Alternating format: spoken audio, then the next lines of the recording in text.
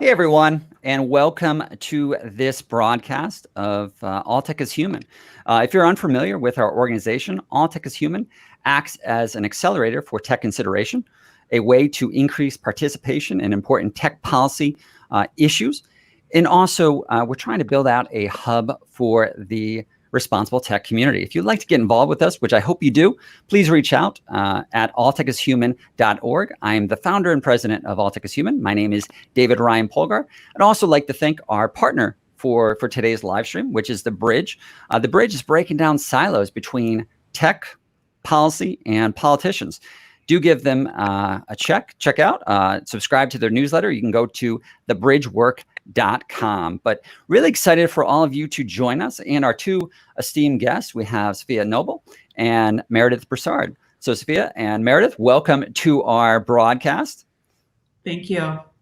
Thanks a lot. First off, how are both of you doing? I know there's a lot going on that everybody is dealing with, but how's everything on both of your ends?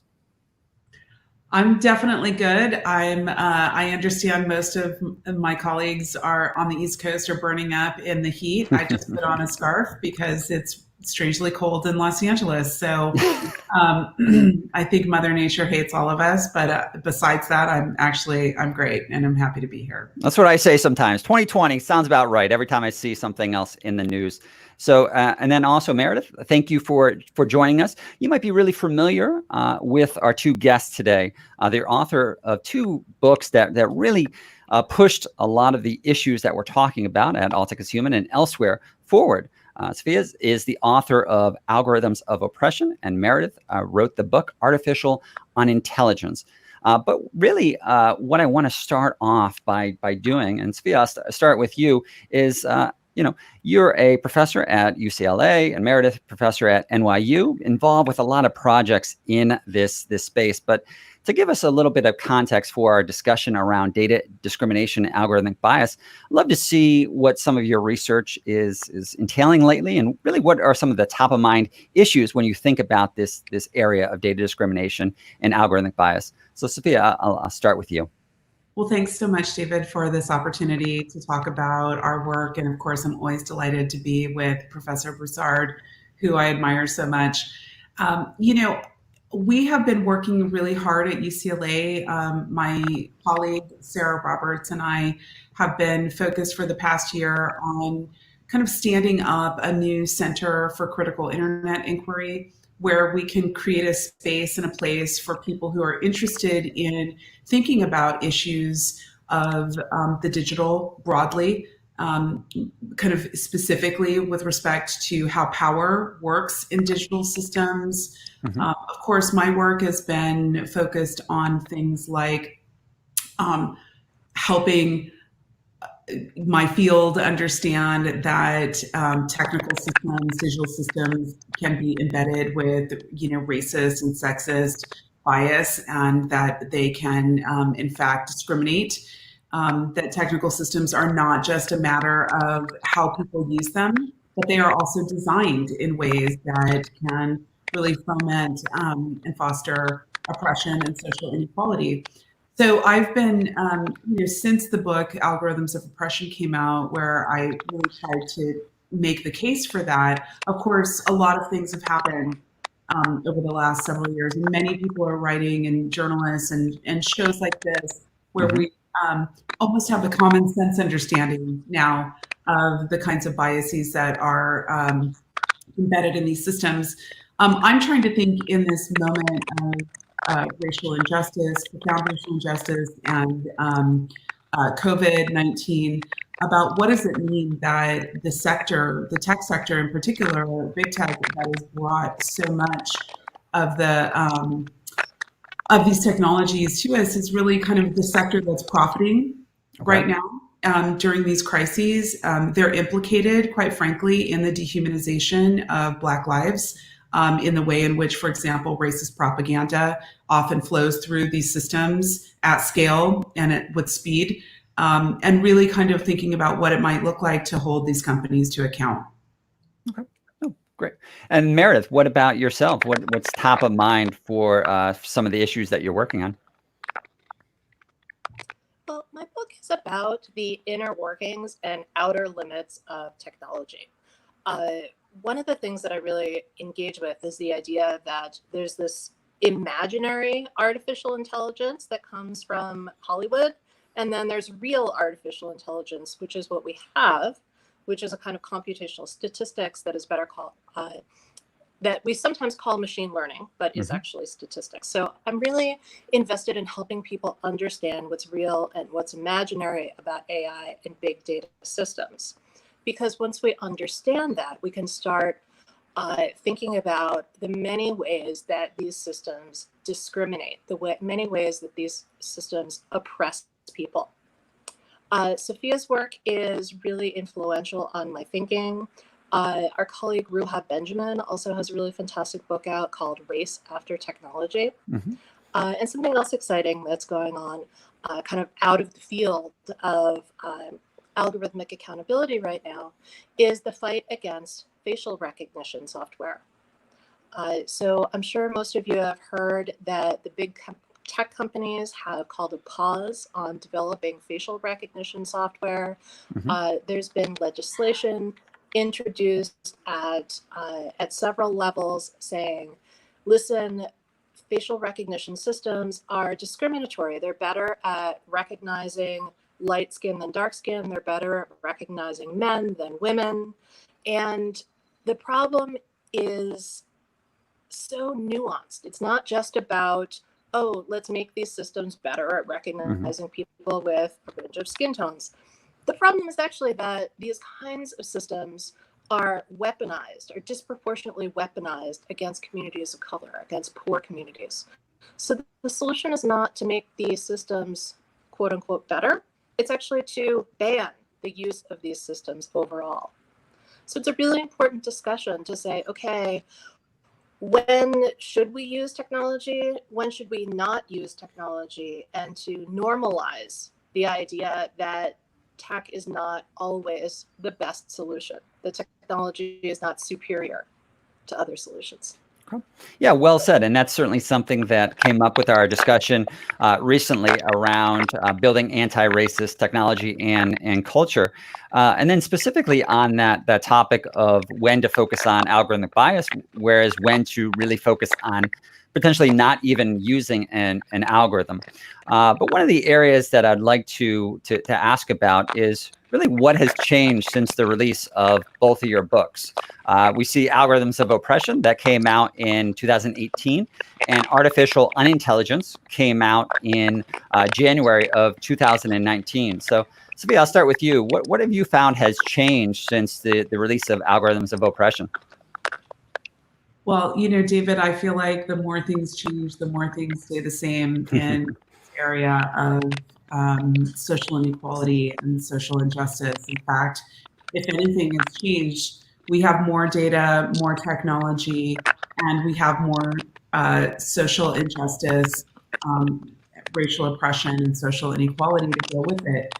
So I think that, having said that, one of the things that's been interesting to watch is that 10 years ago, for example, when I started my research, it was very difficult to convince people that these systems had such significant consequence when we talk about racial inequality, injustice, economic inequality, that they were so deeply implicated in structuring and over-determining kind of some terrible things, terrible effects.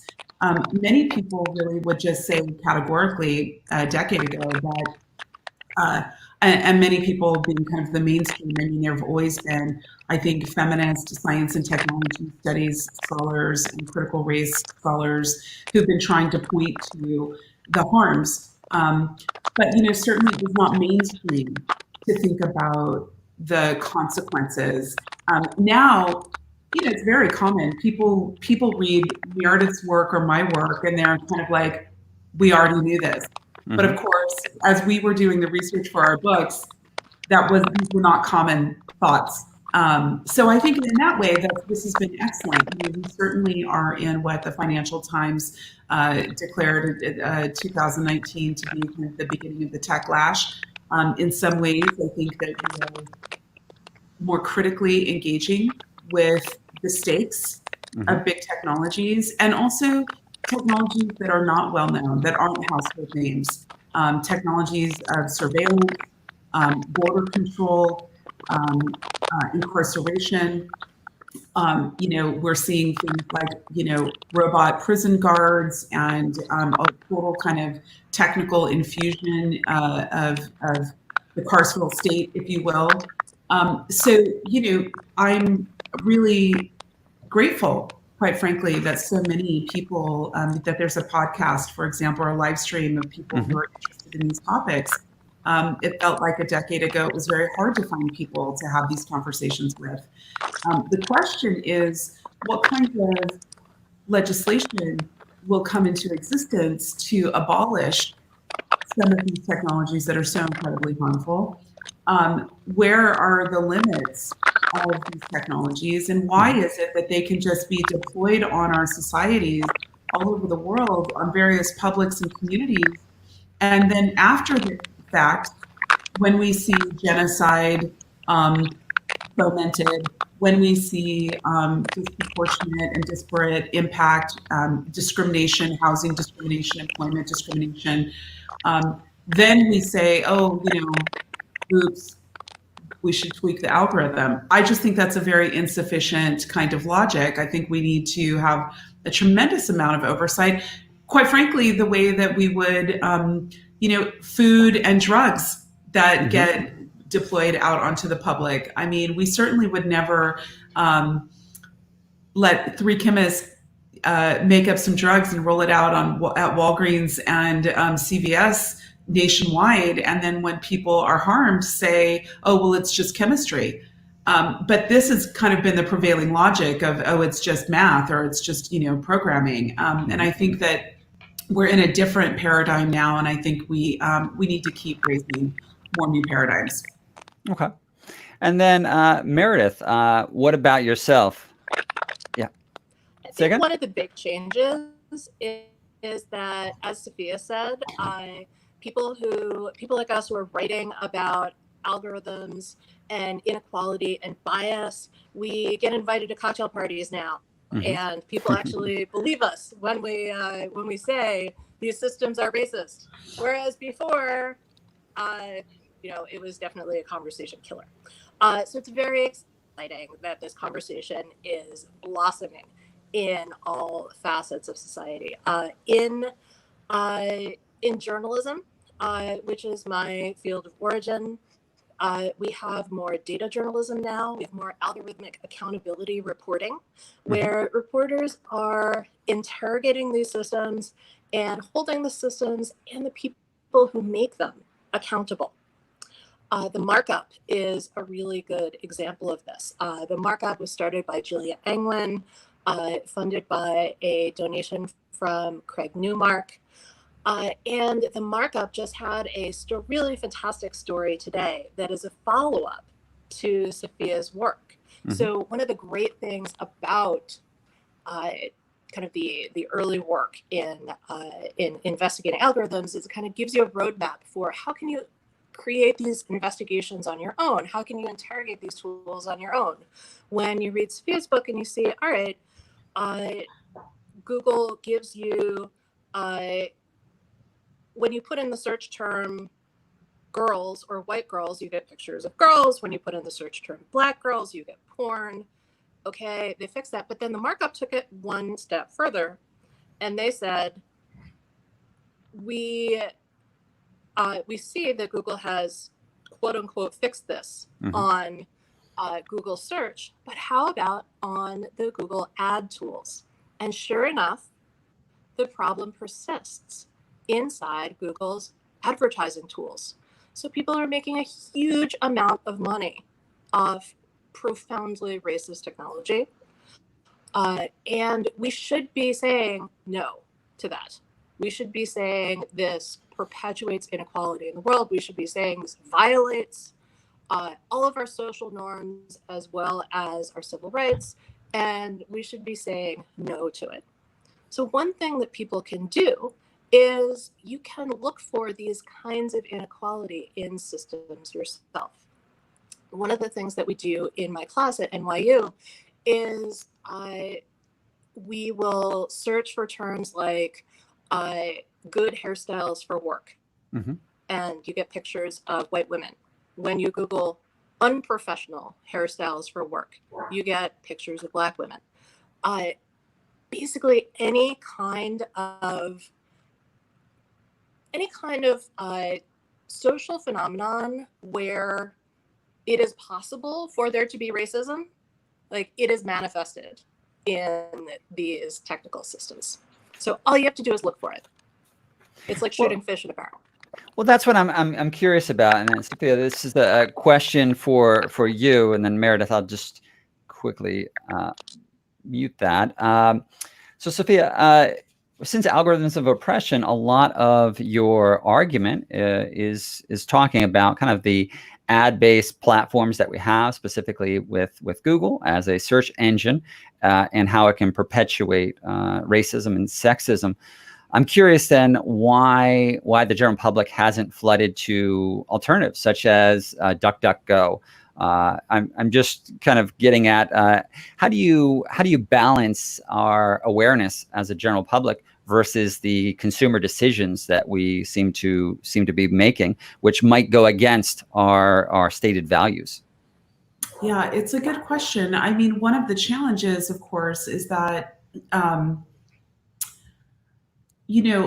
Google and Facebook, other kind of tech monopolies that are, have what we could think of as almost nation state status in terms of their power and resources. They certainly are vying to have that kind of recognition in some quarters.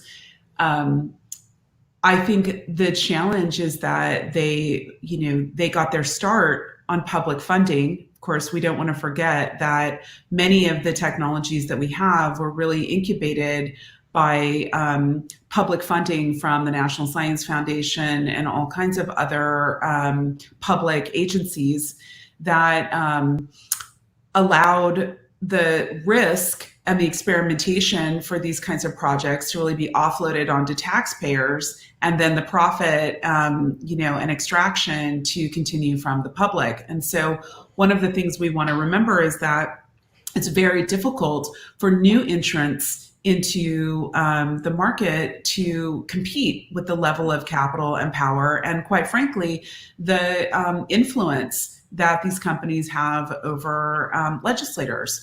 So you will recall maybe, more than a decade ago that the Federal Trade Commission, for example, was looking at Google's business practices and the ways in which it was suppressing small businesses in search and prioritizing its paying customers. And the FTC ruled that that was a legitimate business practice.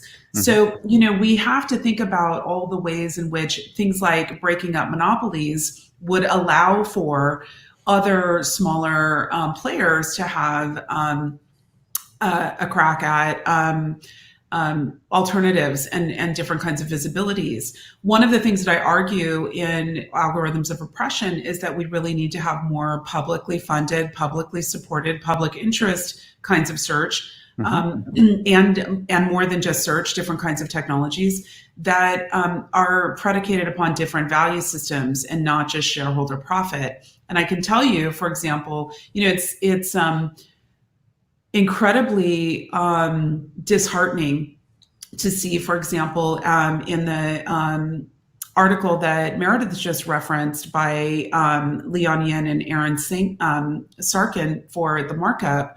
When I spoke to them about that story, they were kind of trying to replicate the study that I had done 8 years ago. Mm-hmm. And what they found, the AdWords dimension of this has been the same for more than a decade. And, I wrote about that in the book. I wrote about this in my dissertation. They come along and they replicate the very things that I found.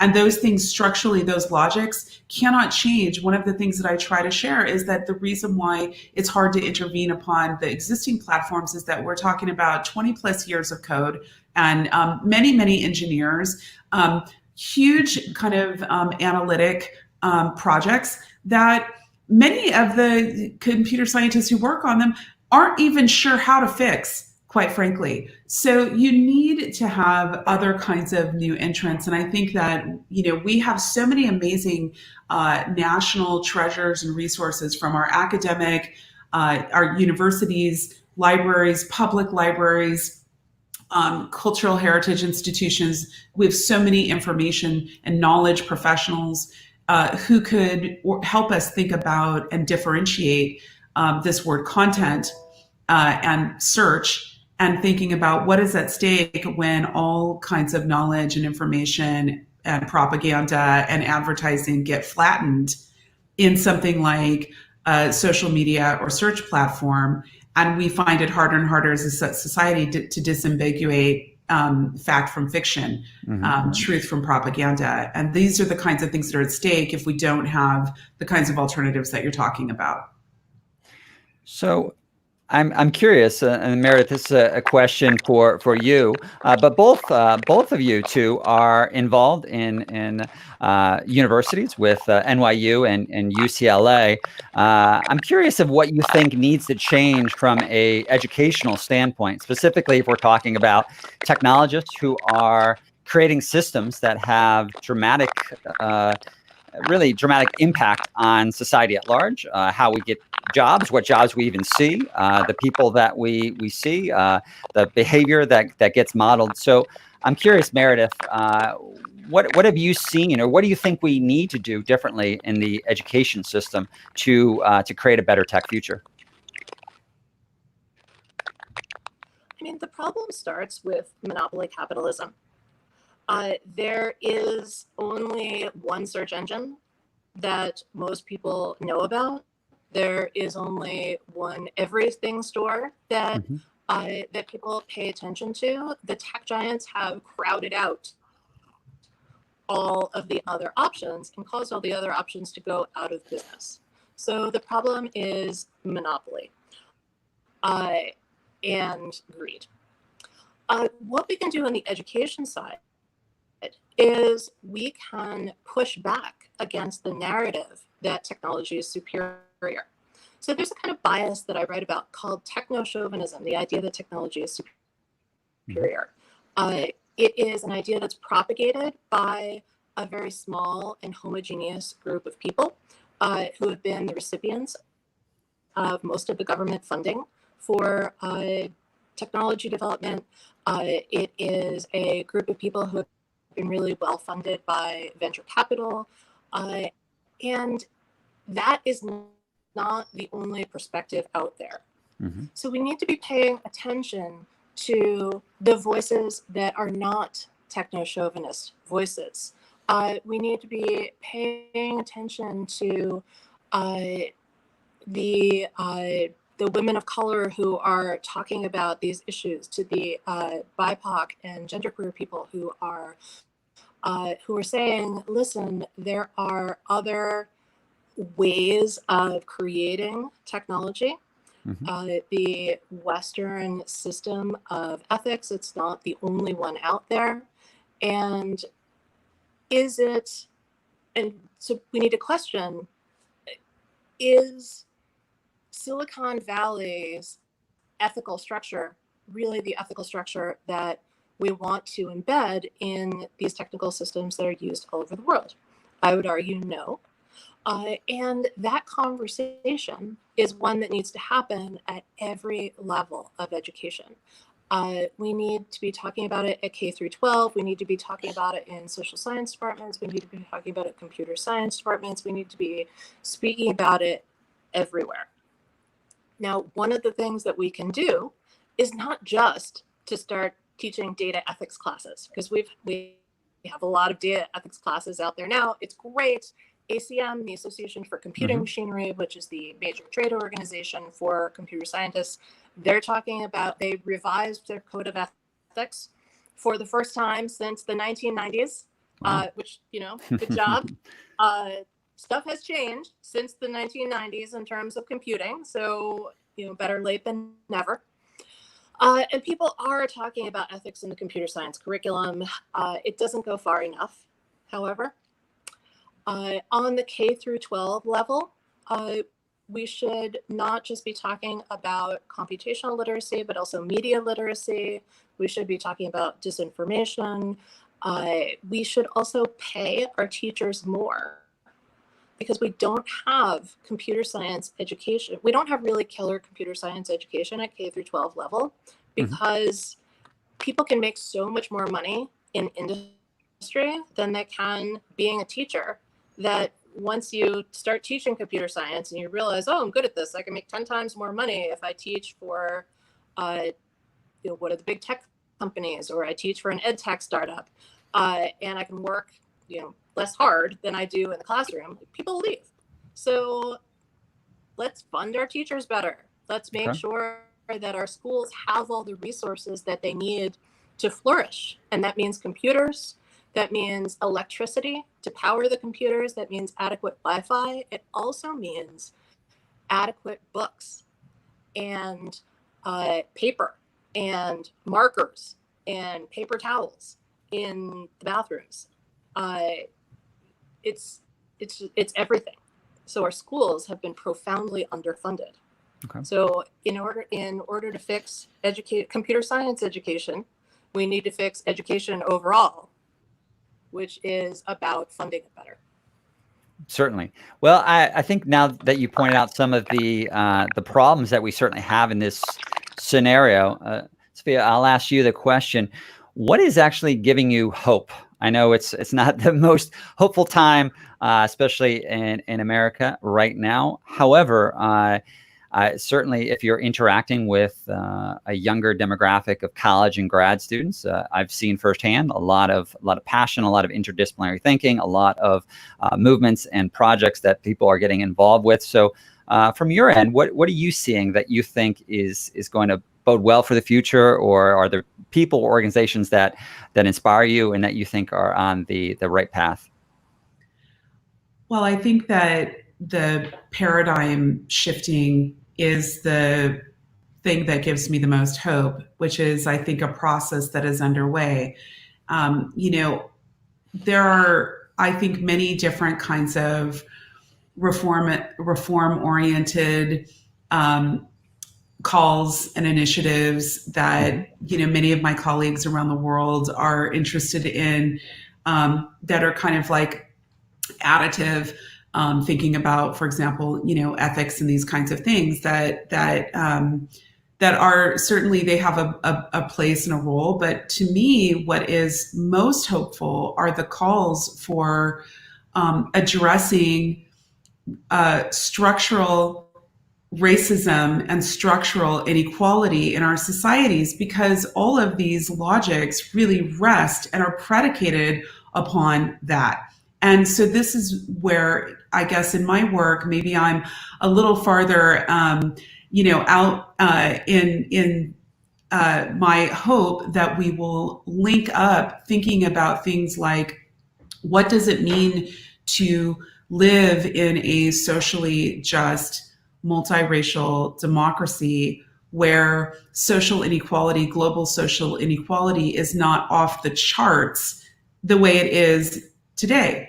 What does it mean that we can shift our thinking to thinking about how these very technologies that we're talking about, not just search, but really the paradigm of data analytics, the paradigm of big data, the paradigms of predictive analytics, playing such a focal, important role in concretizing and making permanent social inequality and social injustice. So to me, we're finally entering an era where we can talk in these ways about big tech.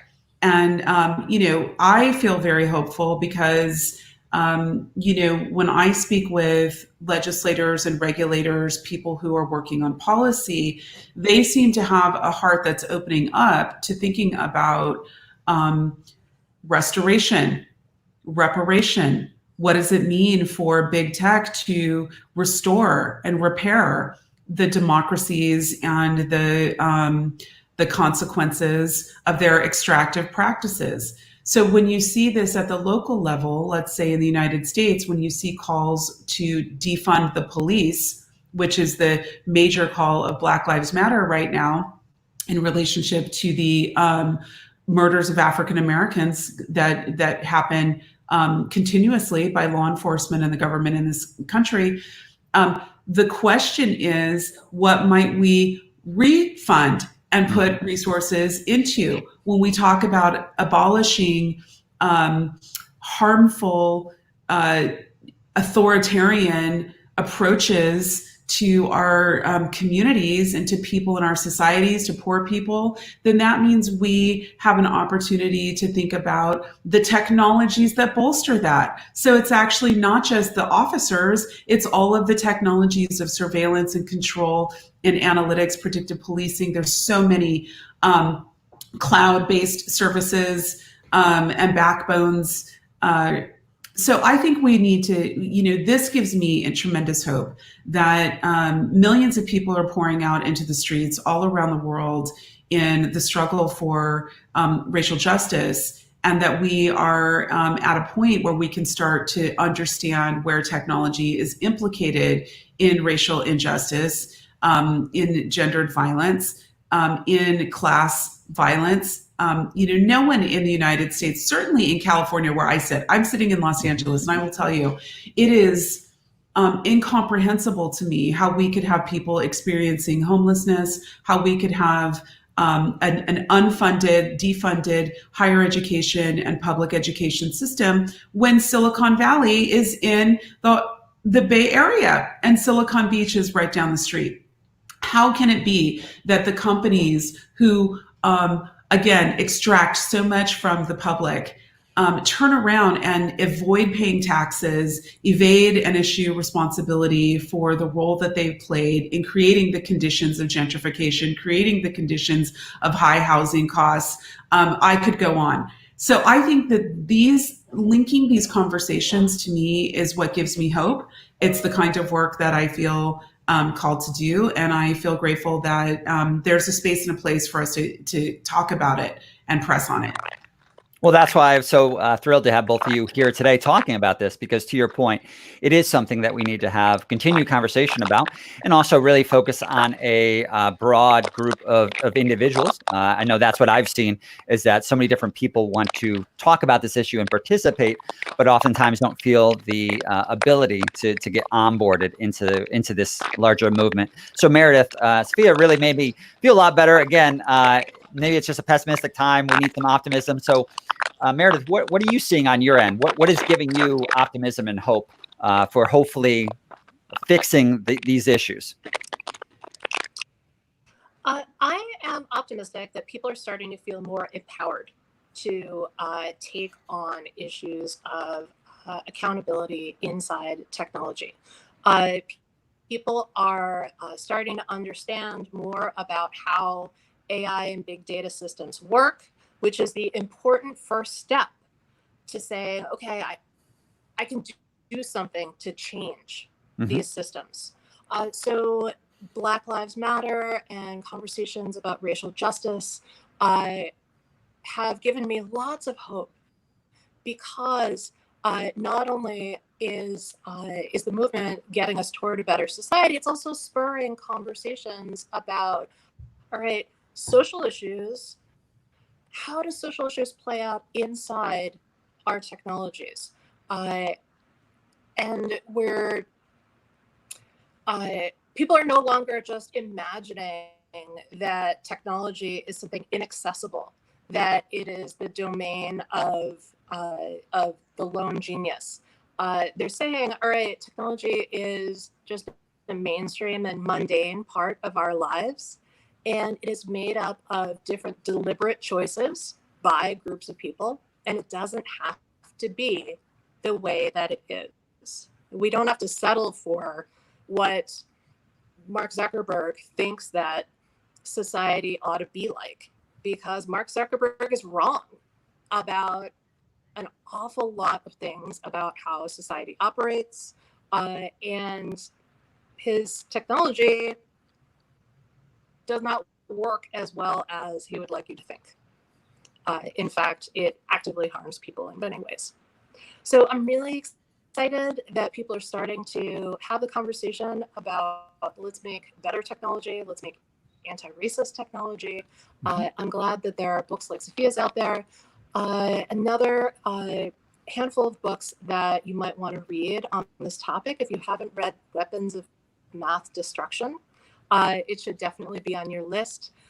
There's a book called Technically Wrong, which is about sexism in technology. There's a book called Black Software by Charlton McIlwain that is about the history of African Americans in technology that has been basically erased.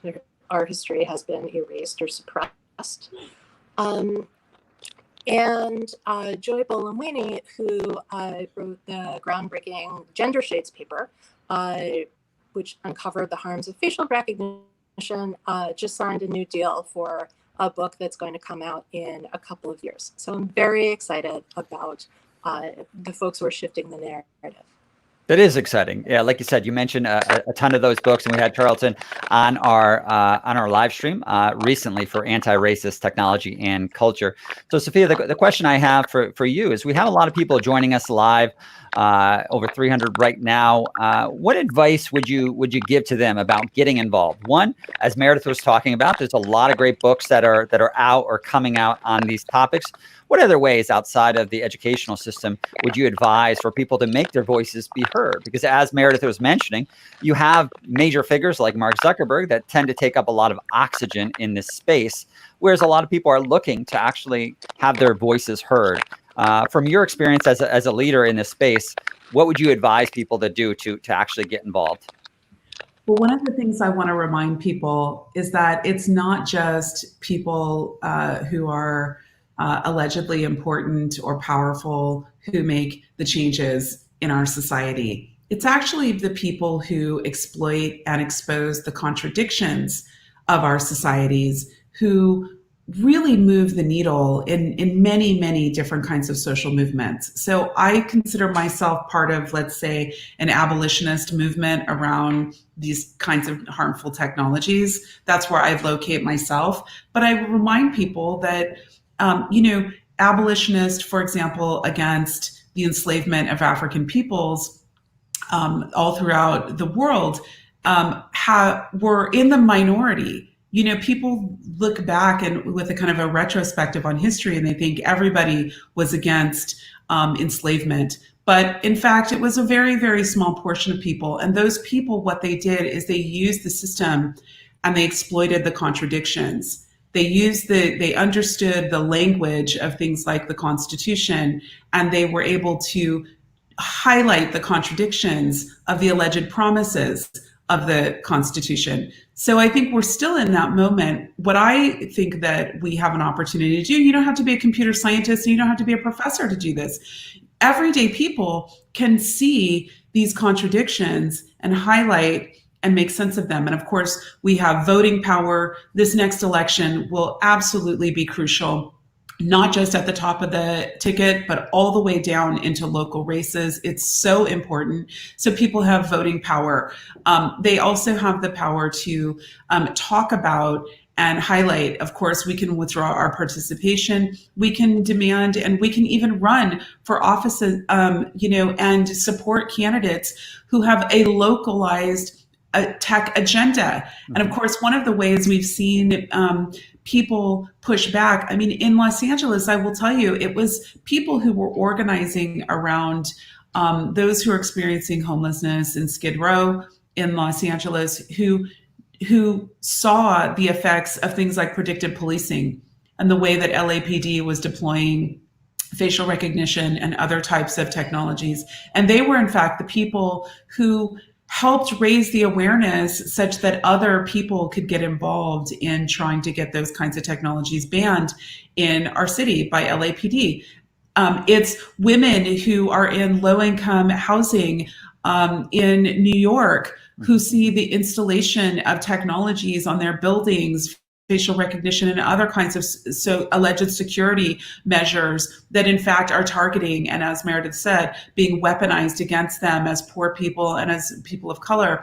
They are the people who, before you know it, are exploiting and talking about that contradiction and helping us make the change. So I think that the most powerful people are people who just open their eyes and notice and speak and share, contact reporters, contact scholars, help us amplify the kinds of dangerous things. It's people really, I think, underestimate the role of these technologies. And of course, Shoshana Zuboff's new book, The Age of Surveillance Capitalism, is so important in helping us understand that, in fact, many of the predictive technologies, which are really the backbone of how most of these systems work, are designed to create very small worlds of opportunity, to profile us into categories that, quite frankly, will overdetermine what's possible for ourselves and for our children. Imagine what it's like that your kids are going to be tracked with biometrics from the time they take that first flight to go see grandma all the way through the rest of their lives, linking up all and making all these data profiles about the prodigy homework that they did or didn't do, the number of questions they missed in their online learning sessions, all the ways in which new data profiles are being made about millions and millions of people that then give them a score that determines whether they're worthy of a mortgage, worthy of a college admission. These are the kinds of ways in which these technologies, I think, are being exploited. And we really have a responsibility to care for ourselves and future generations, and to do the unpopular work of being abolitionists in these ways about the things that are harmful. And so I think that there's space for everyone to who cares. I'll just lastly say that at the Center for Critical Internet Inquiry at UCLA, you can, of course, subscribe through our site. We try to push out studies and reports and research to people who just want to be informed and kind of get some help in sifting through all the stories to focus on what to read and what to know. That's great. And what I wanted to say with that, since you point out really the vision that a technologist might have for the futures is sometimes different than what the general public might want. I mean, if I believed everything that I read on TechCrunch, I would be riding around in my 3D printed Segway that I bought in Bitcoin while I'm wearing my Google Glass. But instead, I'm sitting in a room with a microphone using StreamYard, right? So I'm curious, Meredith, for our final question, what technologies do you see now where you think the general public is going to start pushing against, or where do you think they need more voice in determining how it's being developed and deployed? Oh, self-driving cars, absolutely. Self-driving cars are the biggest scam out there. Self-driving cars do not work as well as the marketers would like you to think they do. All of the promises were about, oh, we're going to have totally autonomous cars by 2020. And here we are in 2020, and the big success was a self-driving parking lot shuttle that, ultimately didn't actually work at all. It needed a human driver, and it kept breaking, and it doesn't work in weather, and it's a big disaster. It's a waste of billions and billions of dollars. And when we start thinking about self-driving cars and what a foolish idea it is, how badly they work, how much money has been wasted, we can also start talking about the way that autonomous and drone technology is being used in warfare, which is also terrible. And once you start looking into it, you quickly realize that these kinds of technologies are being used in profoundly unethical ways, and it's going to be an enormous disaster. So I think that people can use self-driving cars as an example of technological hype that has never panned out. And when you hear different kinds of hype, you can compare it to the self-driving car hype and say, okay, does this hype have any merit? Because most of the time, it's just marketing. We have lots of lessons that we can learn from technologies in the past, and a couple of resources that I would direct people to. In addition to Safiya's center, also the Center for Critical Race and Digital Studies, which is run out of NYU, and also the relatively new field of public interest technology, which is made up of people who are kind of drawn from what used to be called the civic tech community, people in the policy community, and so public interest technology folks are thinking about how do we design better systems? How do we design technology for the public good? I love that. And we're going to also include all those resources that are being mentioned in a follow-up email to all of the attendees. So we are nearing our end here, but I'd love to just quickly, over the next minute or two, get any final thoughts both of you have, and then also where people can continue the conversation with you, where they can get in touch or follow you. So Safiya, I'll start with you. Well, thank you so much for this opportunity to come. Well, thank you. I really enjoyed it. And it's always great to be with Professor Broussard. I'll just say that I think that the kinds of things, we should be looking into the future with our, again, thinking about predictive technologies and how they get deployed.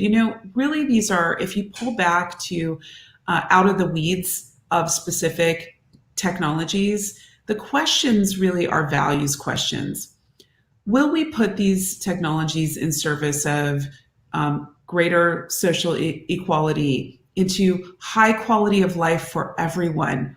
Or will these be fetishes for the wealthy, for the well-connected, for the people in the United States and Europe, at the expense, quite frankly, of everyone else, and in fact, at the expense of the environment? Mm-hmm. So I think there are a lot of values questions that we need to pull back and think about, like, what do we really need? And of course, the pandemic has created an opportunity, I think, for many of us to think about what's necessary and what is unnecessary, and what's at stake for many of us. We have 40 million people in the United States who are unemployed right now.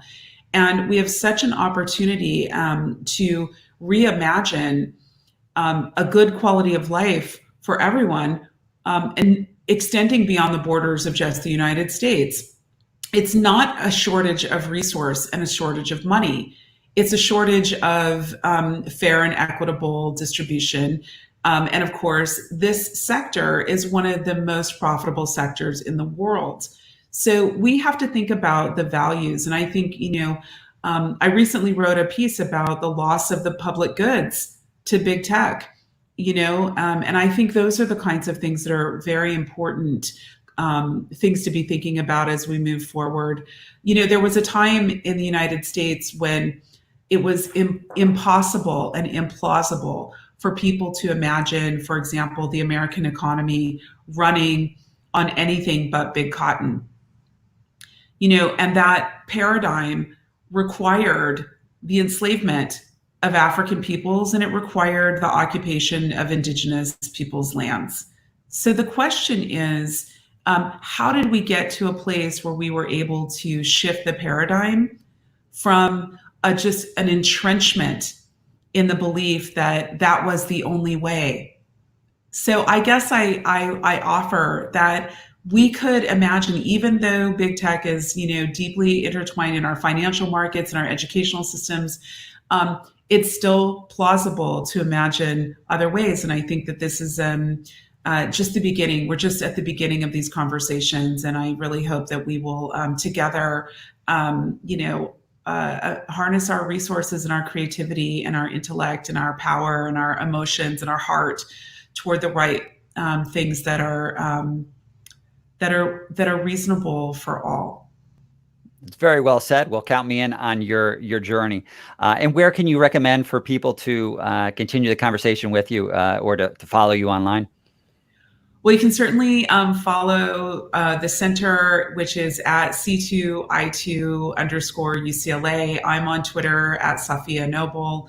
I'm on Instagram, kind of. But please, the best way if you want to be in touch is really to reach out to our team at the Center for Critical Internet Inquiry at UCLA. Terrific. And then Meredith, what about yourself? Any closing thoughts, and also where can people continue the conversation with you? So in terms of closing thoughts, I would just offer that the way that AI and big data systems work is they replicate the world as it is. And I'm really invested in getting us toward the world as it should be. Mm-hmm. In order to continue the conversation, you can find me on Twitter at Meredith Broussard. My website is meredithbroussard.com. And I am working on a new book about the intersection of race and technology. So please reach out if you have stories about the way that technology and race intersect, or if you've kind of suffered at the hands of a technological system. Terrific. Well, Meredith Broussard, Safiya Noble, I want to thank both of you for coming on our live stream for All Tech is Human. I'm David Ryan Polgar with All Tech is Human. I also want to thank our partner, TheBridge. And also everybody here, thank you for joining us with your questions. We're going to follow up and continue the conversation. So everyone, thank you for this great conversation and be well. Thank you.